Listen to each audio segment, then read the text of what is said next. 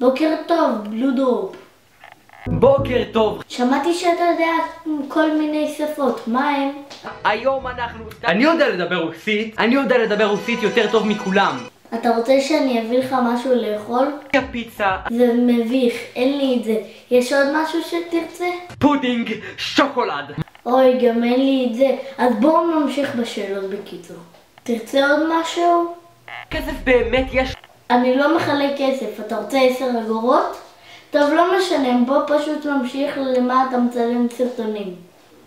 אין לי חיים. אוקיי.